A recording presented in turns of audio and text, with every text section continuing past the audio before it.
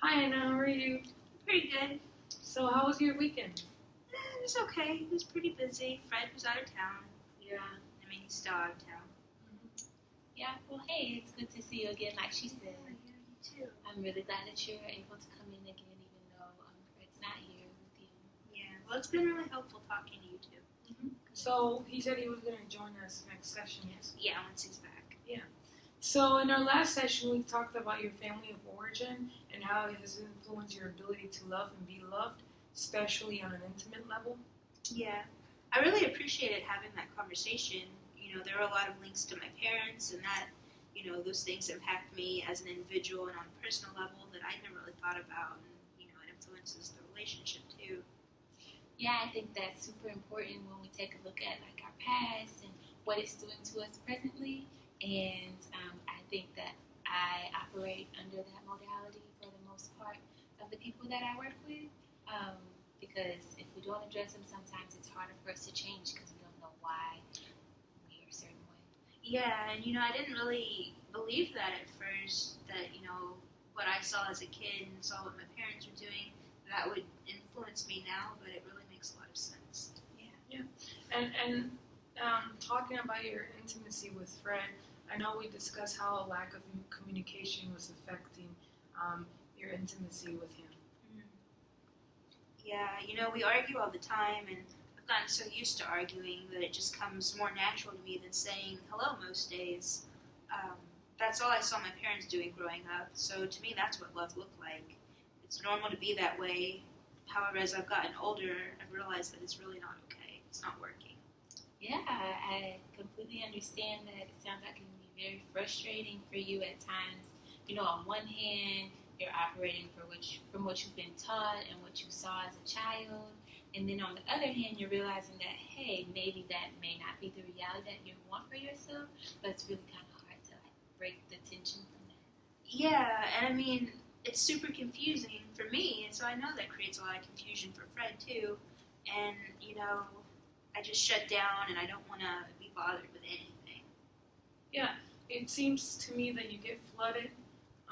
And so sometimes when we get flooded, we get overwhelmed about many things. And so sometimes it's hard for us to see more than there is. And so is it important for you to figure things out? Yeah, I was the middle child, so I was basically left to fend for myself, or at least that's what it seemed like. So when I don't have the answers, especially with this whole intimacy stuff, I just want to say, fine, maybe I'm just not supposed to have sex, maybe that's just not part of my life. Yeah, I completely understand that too, because it's got to be super hard not knowing the answers when it's something that you think you should know and when you're used to just figuring it out. Yeah, I think that many times we all want to know the answers because it's important to figure out what's going on, especially when you love Fred and you guys are trying this and you're putting a lot of effort. So you just want to figure out what's wrong or what you think might be wrong so you can be able to solve that. But it's okay sometimes to not know the answers. That's a normal process that we all go through. Yeah. So, yeah, wait, I'm sorry. Go ahead. Oh, I mean, yeah. So, can you tell me about a time when you have tried to figure out something in an intimate level that you couldn't figure out, so you shut down?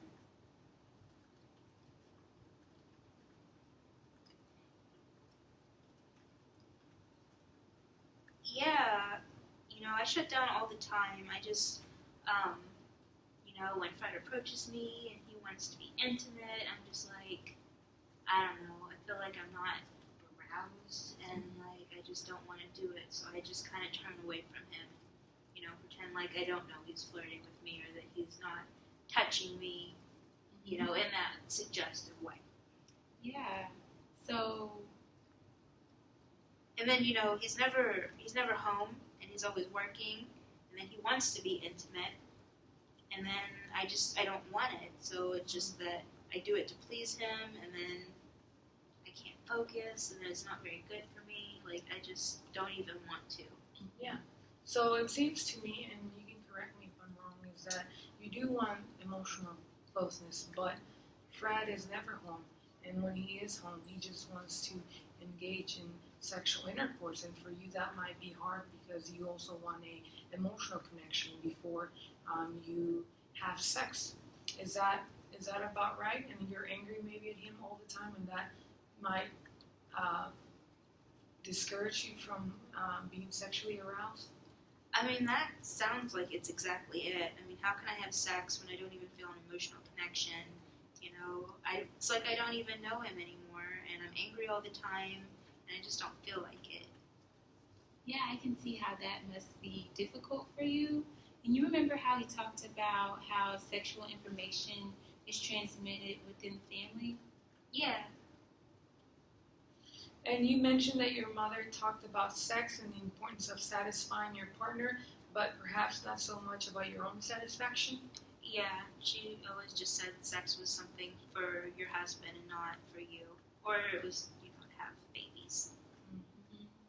Well, do you think that mutual satisfaction and actually having an orgasm could potentially increase your sexual desire?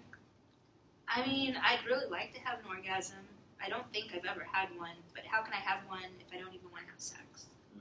Yeah, I think that's what you're talking about is that your lack of communication is really affecting your sexual desire. So it is recommended that before we start discussing any sexual issues, which is what you came in with Fred, that we work on communication. Communication will allow you and Fred to be more emotionally intimate, which is something that you want. And in return, maybe you guys will start having sex more often, which is something Fred wants. And so not being interested in sex might be due to the fact that you guys are not communicating and you are angry most of the time. Yeah, I mean, I really think that's one of the biggest reasons why I'm not interested in sex. You know, I just feel so overwhelmed and angry. Mm-hmm. I understand it. It's kind of unfortunate that Fred couldn't be here to join us because it seems like even that is something that we need to discuss together, and this is a safe space to do that. Yeah. I don't know if we'll ever get there. Yeah, I understand. I think that it's a lot, I think that sometimes initially we go in thinking maybe there's something that we need to work on, but there's a lot of growth areas. But the importance of growth areas is that it's something we can always work on. So this is a slow process, and that's okay. We'll need all the time to creating new behaviors and interactions does take time, and that's normal. So we are all going to work together to hopefully get you guys where you guys want to be. Yeah, I really hope so. I want to be intimate with him. I want to feel loved and understood, and, I also want to enjoy when we have sex. Mm-hmm. Yeah, I understand that you really want to be closer to Fred.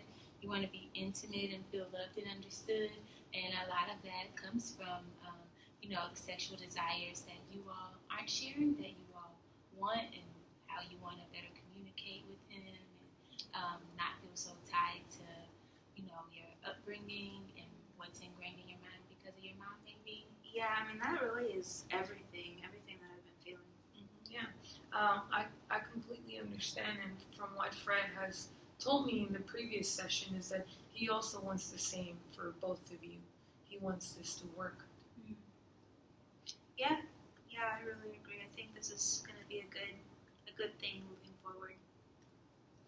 Well, thank you so much for coming in today, Anna, and for trusting us with such a personal issue. I know it can be hard to open up and disclose your sexual beliefs or how you go about your personal life. So it's kind of embarrassing. Yeah, no. no. I really appreciate having you guys to listen to me and help us. Well, thank you so much for sharing, and hopefully we'll see you and Fred next week.